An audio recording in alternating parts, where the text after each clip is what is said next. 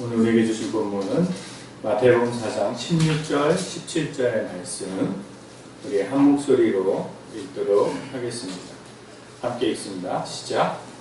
아브라함의 인생은 큰 뜻을 받고 사명의 빛이 없어서 이때부터 예수께서 비로소 전파하여 이르시되 회개하라 천국이 가까이 왔느니라. 우리는 지난 4주간에 걸쳐서 예수님께서 성령의 이끌리심으로 사단에게 시험을 받는다 그 내용에 대해서 살펴보았습니다. 예수님께서는 모든 시험을 하나님의 말씀으로 승리하셨고 그 결과 하나님의 천국 복음에 대해서 이제 선포하실 수 있는 자격을 얻게 되었습니다. 그 사역의 말이 오늘 본문의 말씀처럼 회개하라 천국이 가까이 왔느니라 라는 것입니다. 우리는 살면서 천국이라는 말을 또 신앙생활을 하다 보면 천국이라는 소리를 참 많이 듣죠. 그렇죠? 많이 듣죠? 할렐루야. 옛날에 제가 학교 동아리 이렇게 대학교 때 동아리 다닐 때 육지의 어부라는 그런 동아리가 있었어요. 전도하는 그런 동아리예요. 그래서 청량리나 뭐 이런 사람들이 많은 곳에 가서 앞에 나가서 율동도 하고 노래도 부르고 하면서 구호는 항상 예수천당 불신지옥을 외쳤어요. 20대 아주 젊은 청년들이 모여가지고 예수천당 불신지옥 요 외에는 복음을 따로 이렇게 전하지 않았습니다. 그런데도 그 이야기를 듣고 회심하는 사람들도 있었고 거기에 있던 노숙자들이 성경책을 달라 하면서 읽어보고 싶다 하는 사람들도 있었고 여러 가지 일들이 참 많이 있었습니다. 예수천당 불신지옥 여러분도 한번 들어보셨습니까? 수도 없이 많이 들으셨어요? 아마 신앙생활 오래 하셨던 분들은 이 말을 정말 많이 들어보셨을 거예요. 예수를 믿으면 천국 가고 못 믿으면 믿지 않으면 지옥 간다. 예수천당 불신지옥이잖아요. 그죠? 그런데 놀라운 건 이 천국이라는 단어가 마태복음에만 기록되어 있다는 거 아십니까? 모르셨지요? 성경 어디를 찾아보아도 이 천국이라는 단어 자체는 마태복음에만 나옵니다. 그럼 다른 복음서, 이제 사복음서와 공관복음과 그리고 그 사복음서 다 합해서 이 다른 그 복음서 마가, 누가, 요한에는 어떻게 기록되어 있는지 여러분 아십니까? 같은 말씀을 한번 우리 비교하여 한번 읽어보도록 하겠습니다. 먼저 4장 17절 말씀입니다. 마태복음 4장 17절을 다시 한번 읽어볼게요. 시작. 이때부터 예수께서 비로소 전파하여 이르시되 예수님께서 처음 전파하신 게 회개하라 천국이 가까이 왔느니라 하시더라라고 되어 있는데 같은 내용의 말씀 마가복음서에는 이렇게 기록되어 있습니다. 마가복음서 1장 14절 15절입니다. 함께 읽겠습니다. 시작. 요한이 잡힌 후 예수께서 갈릴리에 오셔서 하나님의 복음을 전파하여 이르시되 때가 찼고 하나님의 나라가 가까이 왔으니 회개하고 복음을 믿으라. 하나님의 뭐라고 나있죠? 천국은 동일하게 하나님의 나라라 하고 기록되어 있습니다. 우리가 공관복음 혹은 사복음서라고 할 때에 가장 먼저 기록된 복음서가 무엇이라고 학자들에게 알려져 있는지 아십니까? 마가복음이 가장 먼저 기록되었을 것이다 라고 이야기합니다. 마가라는 것은 그 베드로의 제자라고 생각하시면 되겠습니다.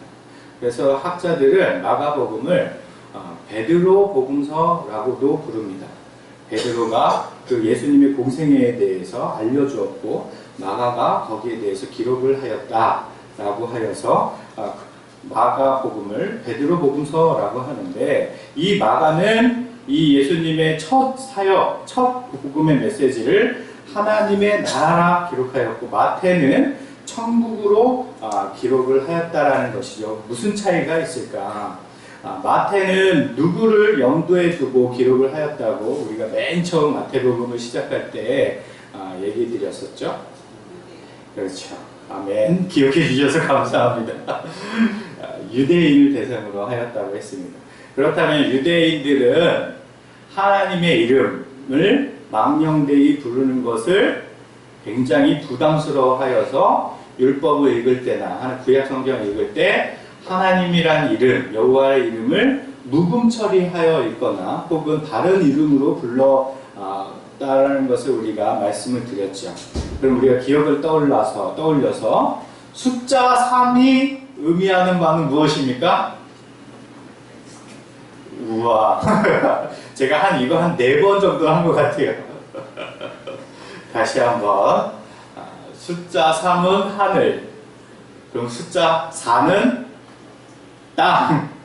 쉽잖아요. 하늘, 땅. 숫자 3은 하늘, 숫자 4는 땅. 그죠? 다시 숫자 3은 하늘임과 동시에 삼위일체 하나님을 뜻하기도 합니다. 그래서 마태는 유대인들을 대상으로 했기 때문에 하나님이라고 기록하는 것을 유대인들이 읽는 걸 부담스러워할까봐 그것을 숫자 3을 대입하여 하늘 천 해가지고 천국, 하늘, 나라라고 되어 있는 것이죠. 아멘. 그래서 이 배경 속에서 우리가 이해를 하면 좋겠다라는 거예요. 마태복음은 유대인들을 대상으로 했기에 하늘이라는 표현을 썼고, 또한 마가, 누가, 요한은 헬라 문화의 사람들을 대상으로 했기 때문에 직설적으로 하나님 나라라고 기록하였다는 것이죠. 그런데 우리 나라는 동양권의 나라잖아요. 그죠? 그래서 한자어가 유독 우리에게 익숙한 거예요. 천국, 그러면 한자어로 어떻게 되죠? 하늘, 천, 그리고 나라구 자를 쓰는 거죠. 하나님, 나라, 그죠? 하늘, 나라라고 되어 있는데, 이런 개념이라고 생각을 한다면 동양 문화권에서는 이 한자어가 주는 것이 하늘이라는 장소적 개념으로 우리에게 인식이 돼요. 그죠? 그래서 우리가 죽으면 가는 곳이 바로 천국이라고 생각을 하고 있다는 거예요. 천국 우리가 들었을 때. 그래서 예수 믿으면 죽어서 우리는 하나님 나라 천국에 들어간다 라는 그런 장소적 개념으로 천국에 대해서 이해하고 있다라는 겁니다. 그런데 과연 예수님께서 말씀하신 이 천국이 우리가 이해하고 있는 천국과 같을까? 아니면 다른 내용인가에 대해서 우리는 명확하게 인식을 해야 한다는 것입니다. 그것을 이해하기 위해서는 먼저 누가복음 17장 20절서부터 21절까지 말씀을 살펴보아야 합니다. 우리 그러면 함께 읽어보도록 하겠습니다. 시작! 바리새인들이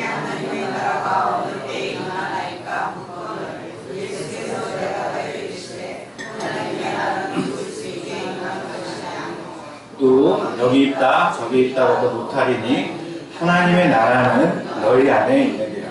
지금 바리새인들이 하나님의 나라가 어느 때 임하냐고 물어봤어요. 그죠? 이것은 어떤 개념이에요?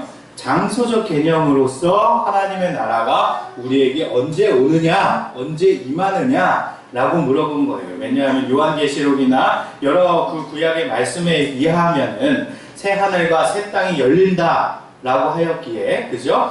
하나님의 나라가 이렇게 그 종말의 때에 우리에게 있던 장소가 내려온다 라는 개념으로 이해를 했다라는 거죠. 장소적으로 하나님의 나라가 언제 임하냐 라고 예수님에게 물어봤더니 예수님께서 여기 있다도 아니고 저기 있다도 아니고, 다른 말로 하늘에 있다 라고 하는 것도 아니고 뭐 땅 가운데 있다 라는 그런 장소적 개념이 아니라 하나님의 나라는 누구한테 있다고요? 너희 안에 있다 라고 얘기한 거예요. 이 너희 안에라고 할 때 이 안에라는 단어가 영어로는 within이라고 해서 무엇 안에, 무엇 가운데 라고 해석을 할 수가 있는 단어인데, 두 가지로 성경으로는 해석할 수 있어요. 그 원어로는 첫 번째는 너희 안에 하나님의 나라가 있다. 그러니까 다른 말로 해서 우리 안에 천국이 있다라는 개념이 첫 번째예요. 그리고 두 번째, 너희들, 복수로 해서 너희들 가운데, 공동체 가운데에 하나님의 나라는 있다라는 개념으로 우리가 해석을 할 수가 있습니다. 그런데 이 질문한 자가 누구라고 했죠? 20절에 바리새인이라고 했어요. 그러면 하나님의 나라가 바리새인 너희 안에 있다? 라는 말은 맞는 개념입니까? 틀린 개념입니까? 해석적으로는 문맥상으로는 맞지 않아요. 왜냐하면 바리새인들은 예수를 거절하고 하나님의 나라가 임하지 못하도록 방해한 그런 독사의 자식들과 같이 여겼던 그런 자애들이기 때문에 바리새인들 안에 천국이 있다라는 개념의 해석보다는 너희들 가운데 천국이 있다 라는 해석이 좀 더 문맥상으로 맞는 것입니다. 따라서 하나님의 나라는 예수가 서 있는 그 자리에 모인 사람들 가운데 하나님의 나라는 있다라는 개념으로 이해하시고 받아들이면 된다는 겁니다. 따라서 이것이 장소적인 개념이 아니라 예수님의 말씀을 듣고 그 말씀에 따라 순종하여 살아가고 그 진리의 말씀대로 나아가는 것, 예수님이 걸어가신 길을 따라가는 것, 그것이 바로 하나님의 나라 그리고 그에게 속한 백성이라는 뜻을 가지고 있는 것입니다. 따라서 성경에서 말하는 이 천국이라는 개념은 우리가 죽어서 가게 되는 장소적 의미의 천국이 아니라 하나님의 나라는 예수 그리스도를 믿음으로 그의 말씀을 또한 따라서 순종하여 제자의 삶을 살아가는 것, 이것이 바로 하나님의 나라라는 거예요. 그러면 우리가 살고 있는 이 땅 가운데 우리가 천국 백성으로 살 수 있습니까? 없습니까? 그래서 우리는 이 땅 가운데에서도 천국 백성으로 살아갈 수 있게 된 거예요. 우리가 예수를 믿잖아요. 아멘? 예수를 믿고 주의 말씀을 통해서 하나님의 말씀을 깨닫고 그 깨달은 바를 삶 가운데 적용하여 실천해서 살아가면 우리의 삶 또한 천국과 같다라는 거예요. 여러분 천국 백성으로서 살아가고 계십니까? 아멘? 아멘입니다. 저는 오늘 설교를 준비하면서 이 천국이란 무엇인가 라는 것에 대해서 얼마나 많은 기도와 또한 중요성을 강조하고 싶었는지 모르겠습니다. 그래서 여러 책도 많이 읽고 강연도 많이 들었습니다. 하와이 한인교회의 엄경 목사님이라고 계세요. 그분은 하나님의 나라에 대한 강의를 매우 잘하셔서 여러 대형교회에서 강의도 하시고 그러신데 그분의 강의도 제가 10시간짜리 강의인데 그걸 또 다 들어봤어요. 그리고 제가 존경하는 우리 학교의 교수님들 김성수, 박영성 목사님이 쓰신 하나님의 나라라는 책도 읽어보고 해외 저명한 신학자 리델보스의 하나님의 나라라는 책도 읽어보면서 하나님의 나라에 대한 개념이 얼마나 성도들에게 중요한 것이고 또한 이것을 바라보면서 우리가 신앙생활을 해야 한다라는 것인지 좀 깨닫게 되었어요. 그래서 오늘은 이 하나님의 나라에 대한 정의와 그리고 거기에 대한 중요성에 대해서 좀 더 살펴보고자 합니다. 천국 복음 혹은 하나님의 나라가 왜 중요한가에 대해서 먼저 살펴볼 텐데 예수님의 모든 공생의 사역 가운데 특별히 예수님께서 가르치신 말씀에는 상당 부분, 아주 많은 부분에 천국에 대한 그런 기록들이 담겨져 있다는 걸 우리가 볼 수 있습니다.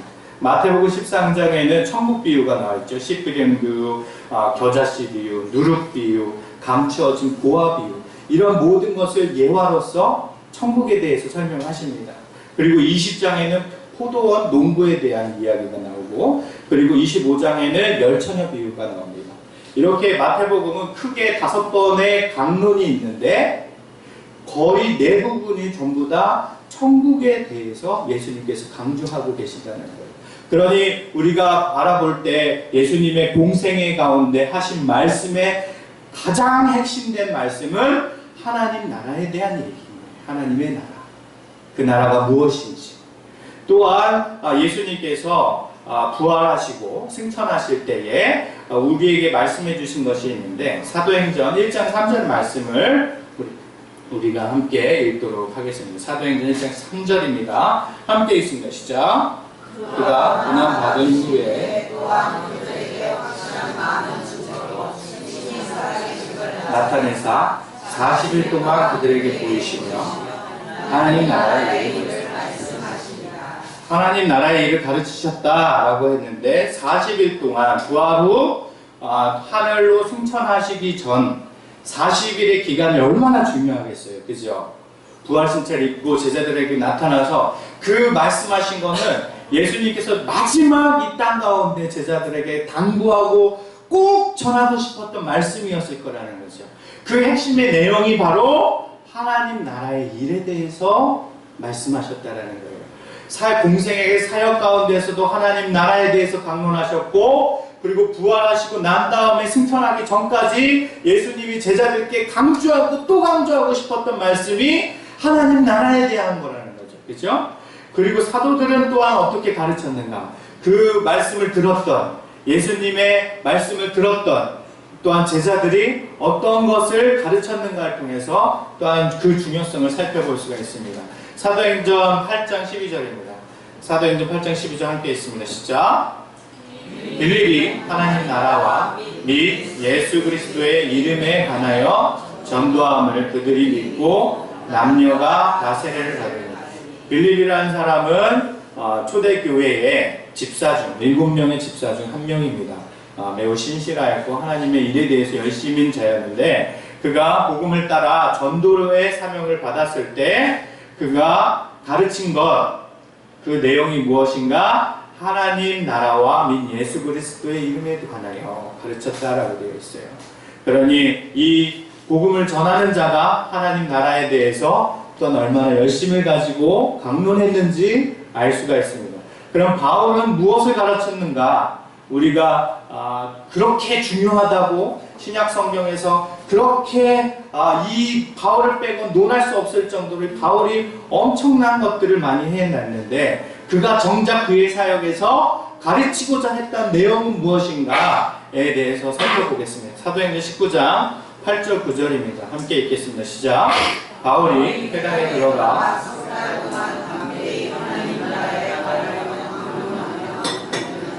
어떤 사람들은 마음이 굳어 순종하지 않고 무리 앞에서 이 도를 비방하거늘 바울이 그들을 떠나 제자들을 따로 세우고 두란노 서원에서 날마다 방문했다.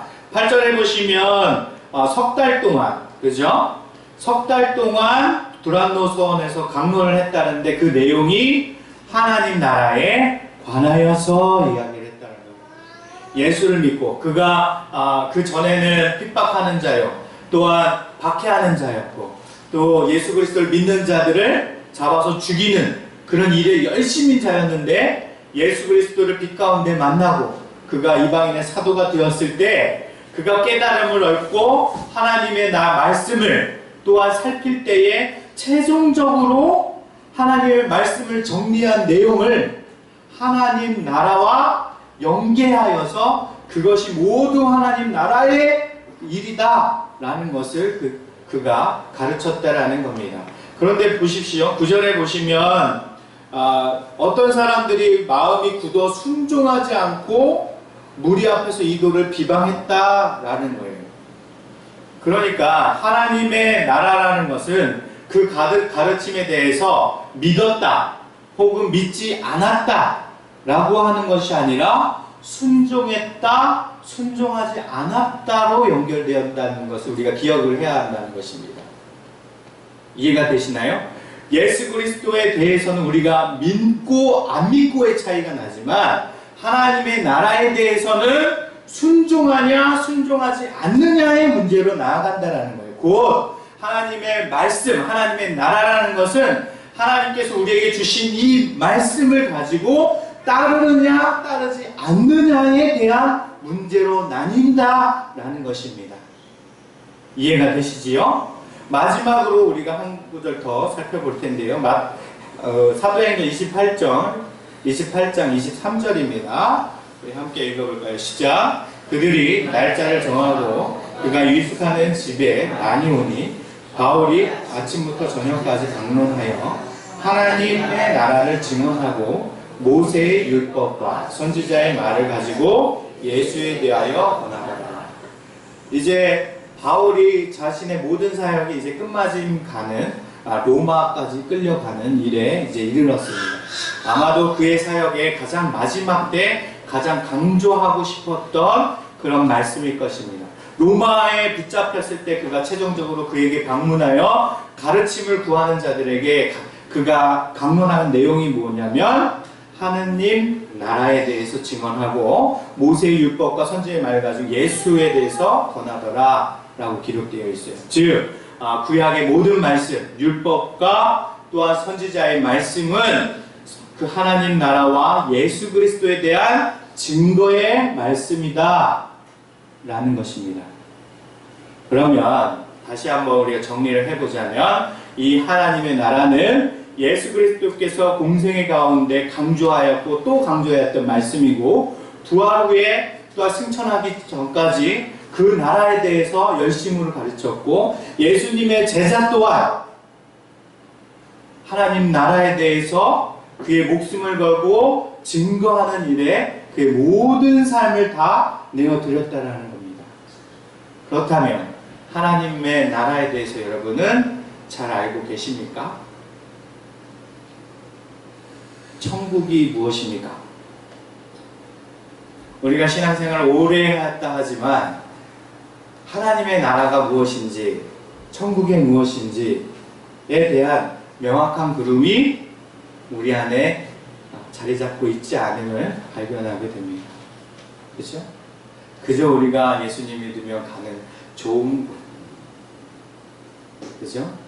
우리가 장례식장에서도 꼭 위로하면서 이야기를 하잖아요. 좋은 데 가셨을 거예요. 어머니 좋은 데 가셨을 거예요. 그렇게 위로하잖아요. 우리에게는 그런 개념으로 자리 잡고 있었다라는 거예요. 그러나 예수님과 제자들이 그처럼 목숨 걸고 가르치려 했던 이 하나님 나라는 이 땅 가운데 예수 그리스도를 믿는 자에게 이루어지는 성취되는 그의 나라라는 것입니다. 그러면 하나님의 말씀이란 무엇인가? 그죠? 하나님의 말씀을 따라 순종하는 것을 하나님의 나라라 하였는데, 그죠? 그렇다면 하나님의 나라라는 것은 무엇인가? 말씀은 무엇인가에 대해서 좀 더 살펴보고자 합니다. 지구가 자전하는 속도가 엄청 빠르다고 해요. 실제로 여러분 지구 자전의 소리를 들어보셨습니까? 그 자전 속도가 엄청 빠르기 때문에 그 돌 때의 소리도 어마무시하다고 그래요. 실제로. 그런데 우리 인간이 들을 수 있는 그 청각의 한계는 20Hz에서 2만 헤르츠라고 합니다. 그 안에만 들리는 소리만 우리가 들을 수 있다라는 거예요. 그리고 그 외의 소리는 우리가 못 듣는 거죠. 그렇다고 해서 우리가 들을 수 있는 가청지수를 넘어가는 그 소리가 존재하지 않는 겁니까? 존재하는 겁니까? 존재하는 거예요. 우리가 다만 그것을 들을 수 없기 때문인 거죠. 다른 말로 인식할 수 없기 때문이라는 거예요. 그러면 프리즘, 우리가 학교 다닐 때, 초등학교 갈 때 이렇게 삼각형으로 생긴 프리즘 한번 보셨나요? 이렇게 햇빛에 이렇게 비치면은 무지개 색깔로 보이고, 그죠? 바닥에 이렇게 무지개가 촥 이렇게 뜨고 하는 게 프리즘이었죠. 그것 또한 마찬가지예요. 빨주노초 파란보라고 되어 있지만 그것을 넘어가는 것이 자외선, 적외선입니다. 그죠? 우리가 볼 수 있는 색깔에도 한계가 있다라는 거예요. 그렇다고 해서 자외선, 적외선이 없습니까? 실제 존재한다라는 거예요. 다른 말로 우리가 존재하나 인식할 수 있는 한계가 우리 안에 있다라는 거예요. 따라서 임마누엘 칸트가 뭐라고 했냐면 모든 인간에게는 인식의 한계가 있다라고 이야기를 합니다. 그러면 하나님이라는 존재, 하나님의 존재라는 것은 영원 전에 계시다. 그렇죠? 그리고 시간에 구애함을 받는다, 받지 않는다? 받지 않는다. 그죠? 그리고 그가 전지전능하시다. 무한하시다. 라고 하였을 때 그분을 우리가 인식할 수 있을까요? 없을까요? 너무 어려워지나요? 자, 그러면 쉽게 말해서 하나님은 무한하십니다. 그죠? 그리고 인간은 유한한 존재입니다. 그럼 유한한 존재가 무한한 존재를 인식할 수 있습니까? 없습니까? 없어요. 없는 거예요. 그러면 무한한 존재가 유한한 존재에게 자신을 알리는 방법은 어떻게 해야 되는 거예요? 자신을 유한한 수준에 맞춰서 나타내야지만 우리가 비로소 인식을 할 수가 있는 거예요. 그렇기 때문에 자신을 드러내기 위해서 만든 것이 천지 만물이에요. 창조. 그리고 그 안에 하나님이 그냥 관계하시는 것, 말씀하시는 것, 인간과 언약을 맺으시고 하나님의 뜻 가운데 거하도록 살도록 거룩함을 드러내도록 관계를 맺으면서 말씀하신 것, 이것이 바로 계시라고 해요. 계시. 알리는 것, 감추인 것을 드러내다. 쉽게 설명하자면 모세가 하나님의 말씀을 듣고 그다음 하나님의 뒷모습을 봤다 했을 때 그 얼굴이 해와 같이 이렇게 밝았다 하잖아요. 그래서 너무 밝아가지고 이 천으로 얼굴을 가렸다고 해요. 제 얼굴도 주님을 만나서 해와 같이 빛났으면 좋겠는데 땀으로써 번들번들 빛나는 게 참 안타깝습니다. 저는 어릴 때 피부색이 좀 까만 편이라 이 피부 하얀 사람들을 동경을 좀 했었습니다. 모세를 보면서 모세도 그 아랍 사람이니까 중동 사람이니까 피부가 얼마나 까맣겠어요. 근데 하나님을 만나서 얼굴이 해와 같이 밝게 빛났다라는 거예요. 그래서 이 천으로 얼굴을 가리는데 사람들이 이렇게 가린 것만 보고는 대화를 할 수가 없잖아요. 그래서 사람들하고 말할 때 살짝 그 천을 이렇게 들춰냈다라고 하는데 이게 바로 가리운 것을 들춰냈다라는 뜻이 계시라는 단어와 동일한 거예요. 감춰뒀던 것이 드러났다라는 거예요. 하나님의 말씀 혹은 하나님의 성품, 하나님의 존재, 하나님의 어떠함이 감추어져 있었는데 우리의 수준으로 우리가 알 수 있게 된 것이 바로 계시라는 거예요.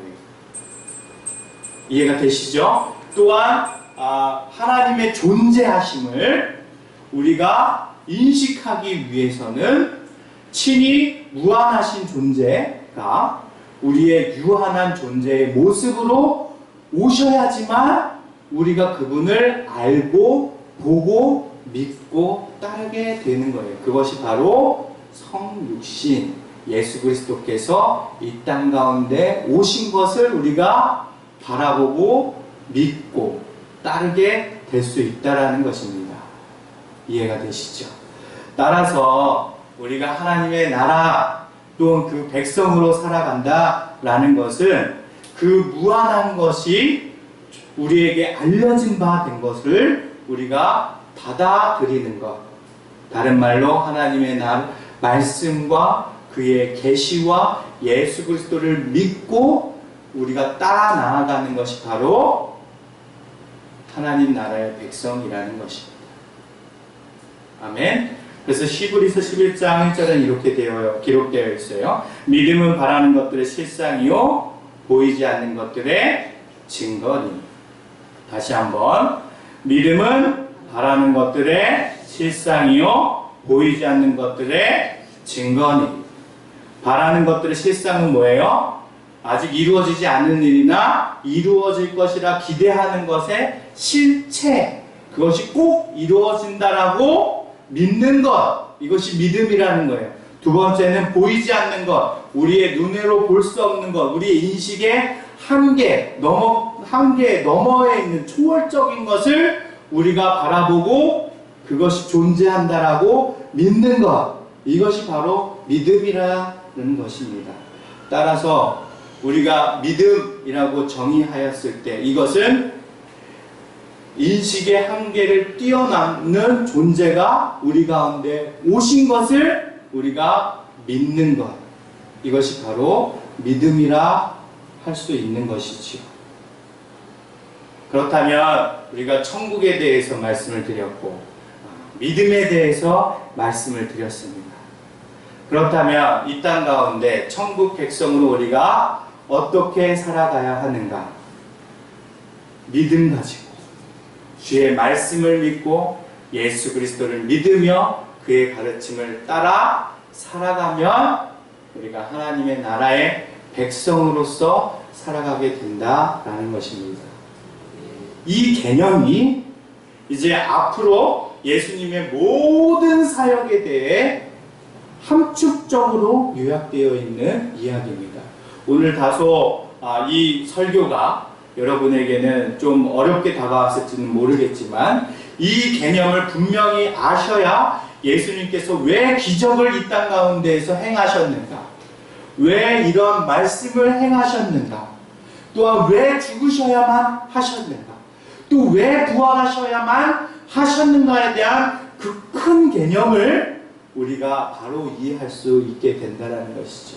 그렇기 때문에 마태복음과 마가, 누가, 요한복음에 예수님의 공생에 처음 하신 말씀이 회개하라 천국이 가까이 왔느니라는 큰 대선포를 그 맨 앞에다가 둔 이유가 바로 거기에 있다라는 것입니다.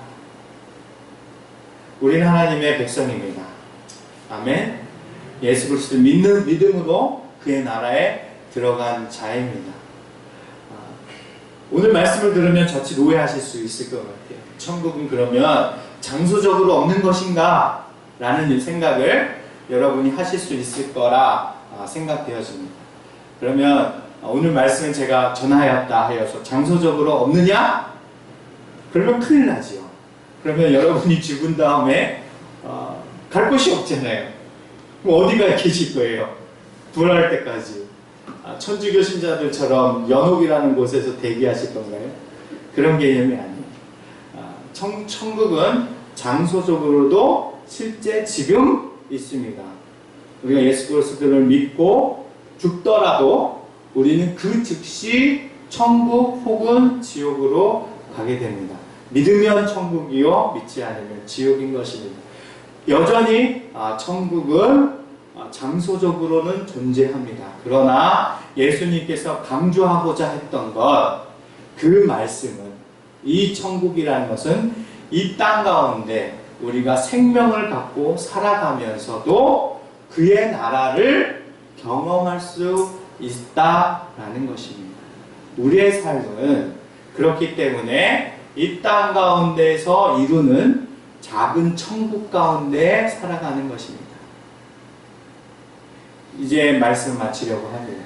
예수님께서 이 땅 가운데 오심으로써 구약의 말씀이 성취되었기에 이미 하나님의 나라는 우리에게 임한 것입니다. 또한 예수 그리스도께서 부활 승천 후 다시 이 땅에 오실 때에는 완전한 하나님의 나라가 우리에게 임할 것입니다.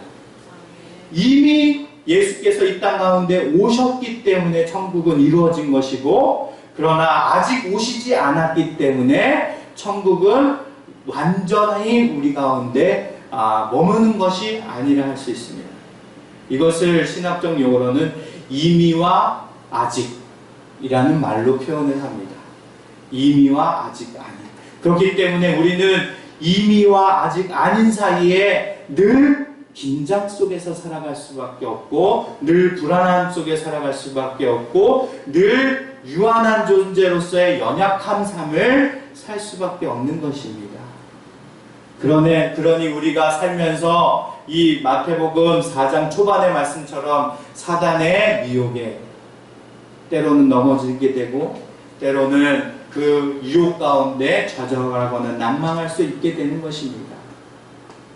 그러나 주 예수를 믿으시고 그 말씀에 따라 순종하여 살아간다면 이 땅 가운데 아직 완전한 하나님의 나라가 아닐지라도 우리가 하나님의 백성으로서 그 기쁨을 누릴 수 있을 것입니다.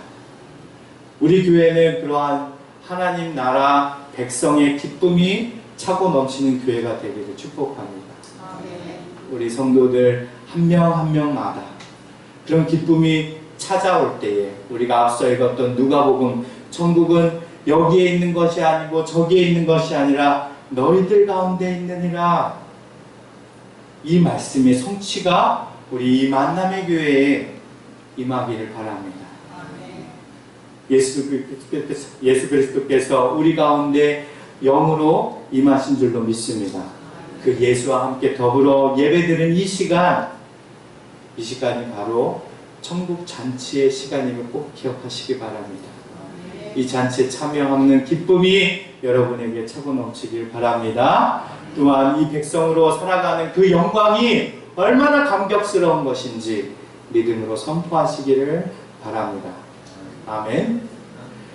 어제는 제가 악몽을 좀 꿨어요. 그 어머니가 이제 돌아가신 꿈을 밤새 꾸고 제가 펑펑 울다가 꿈에서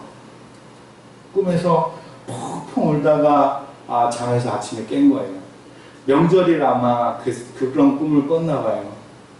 하는데 어머니가 돌아가셨는데 이 목소리가 안 나오는 거예요. 그래서 누구한테 알릴 수가 없는 거예요. 돌아가셨다라는 말을 전화를 해야 되는데 목소리가 안 나오는 거예요. 막혀가지고. 그래서 너무 슬퍼서 계속 제가 이렇게 울다가 잠에서 이렇게 탁 깨서 오늘 아침을 맞이했어요. 그래서 제가 좀 설교 초반에 좀 이렇게 침울했죠. 안 그랬나요? 지금 그 감정이 아직도 여전히 제 마음속에 좀 남아있어요. 그 밤새 울었던 그 기억이. 그러면서 제가 이 천국복음에 대해서 말씀을 드리는데, 이 지금에 있는 슬픔들, 이 아픔들, 하나님의 나라에 가면 아무것도 아닐 텐데 하는 생각이 강단에 오르기 전에 저에게 들어온 마음이에요. 그곳에 가면 슬픔도 없고 눈물도 없고, 그죠? 고통도 없고 질병도 없는 것이고, 또 우리가 그리워했던 곳, 사람들 만나는 장소일 텐데 그 나라 가면 참 좋겠다 하는 그런 마음으로 오늘 이렇게 설교 말씀을 하게 되었습니다. 그러나 우리가 이 땅 가운데서도 천국을 경험할 수 있다 하였으니, 우리가 주님 예수를 믿고 우리 성도가 하나하나 가족처럼 연결되어 있으면 우리가 그처럼 보고 싶었고 그처럼 느끼고 싶었던 애달픈 사랑, 이런 것을 간접적으로나마 경험하며 위로를 얻게 될 것입니다. 저는 우리 교회 모든 성도들이 서로에 대해서 그런 위로자가 되기를 축복합니다. 그리고 서로의 사귐이 그런 우리가 바라고 기대해야 했던 모든 것이 성취되는 흠없는 사랑이 되기를 바랍니다. 제가 우리 권사님들 보면서 어머니의 향기를 느끼며 그렇게 감사하는 것처럼, 그죠? 우리 성도들 한 명 한 명이 그렇게 가족과 같이 우리의 따뜻함을 느끼며 또한 예수 그리스도의 향기를 닮아가며 그렇게 함께 세워가는 거룩한 복된 교회가 되기를 축복합니다. 이 시간 우리 함께 기도하겠습니다. 주님, 천국은 여기 있는 것이 아니라 저기 있는 것이 아니라 우리들 안에 있다 말씀하여 주셨습니다. 오늘 이 예배 가운데 주 예수 그리스도께서 우리 가운데 영으로 함께 하심으로 또한 이 가운데 하나님의 나라가 임한 줄로 믿습니다. 주님, 우리가 그렇게 하나님의 나라를 이루어가며 또한 우리 안에 서로를 위로하고 말씀으로 하나 되며 또한 한 성령의 공동체 되어서 하나님의 나라를 또한 이루어가는 복된 교회와 또한 가정이 되게 하여 주옵소서. 우리 그런 마음을 가지고 함께 기도하며 나아가도록 하겠습니다. 함께 기도합니다.